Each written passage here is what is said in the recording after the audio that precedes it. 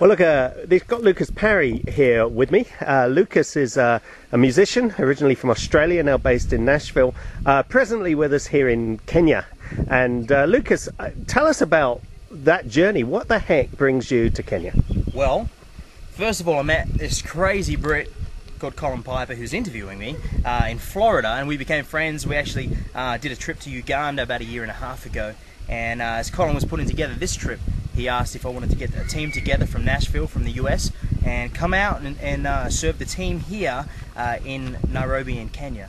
So we've been out here for about 5 days so far. What have you been up to then over these 5 days? Yeah, well, we started off, Kenya's a very interesting country. It's, in Nairobi, it's quite a bustling city, a big city, but yet you've got such great poverty.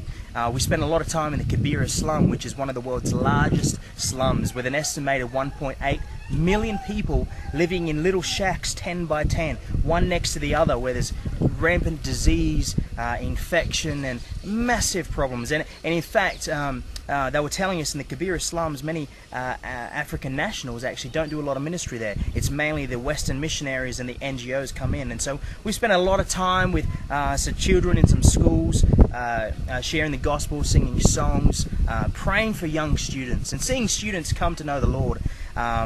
So we spent about 3 or 4 days so far in Nairobi, and now we're out in a village in Saia. Is that the right name? I think it's something like that. And we've been out in the village for a couple of days, and it's very different, but it's a different type of poverty. And such great need here again. The students, we've spent 2 days in schools, and I can't tell you how many we've led to the Lord. These kids are passionate. They really want to know the truth, and they're very thirsty for the gospel. Now, I guess, well, that's going to sound, I mean, there's a lot of people that are going to be watching this saying, yeah, I understand that, I empathise with that, but they're saying, heck, how on earth does a youth leader get his kids out into a place like that? It's just too much, a bridge too far. What would you say to that? I would say, number one, it's a must. Whatever you need to do to get your students out here, you need to do it. I think being out here, it shatters your worldview. You know, being in Europe or living in America or Australia, we have a worldview that's very narrow. We don't experience poverty on this level, and not just poverty, but we don't have epidemics. We don't know what it's like to lose a family member generally, or entire generations of AIDS or cholera or malaria. And so, do whatever you can to get your students out here, because it's going to change their life forever. There'll be memories that they'll never forget. They're going to see Jesus and experience God in a bigger way than they ever have, even at home. So as a youth leader, whatever it takes, I would share the vision with you students, number one. You know, cast the vision. And I believe in Acts 1:8, we're all called to overseas mission.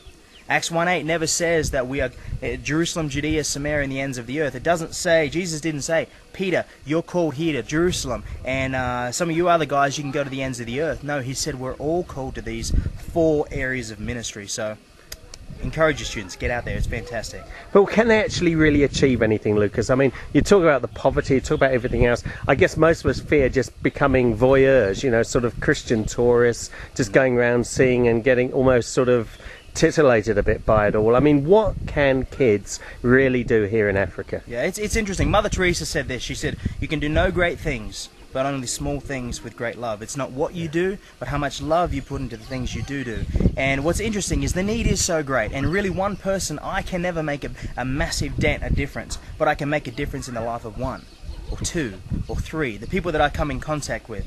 And so, yes, we can come out here, and yes, we can sow some seeds and help people build a school and love on kids and share Jesus. But what I believe is even bigger than that is what changes in here.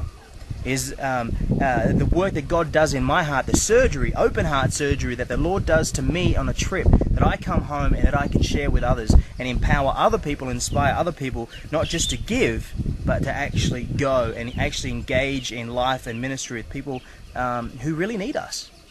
Lucas, thanks ever so much. We're going to show you at the end of this clip just a few scenes, what Lucas and the guys have been doing out here, and I hope you're going to take Lucas's advice. If you want to find out more about Lucas, you can catch him at the Go Concert website or Lucas's own website. If you want to find out more about some mission trip ideas, we're going to put those up as well at the end. But thanks ever so much, Lucas. Awesome. Thanks so much. Go. And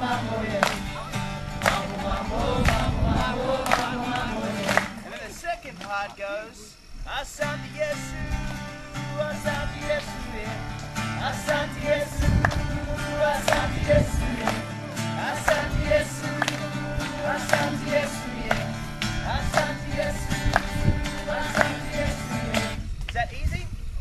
got it?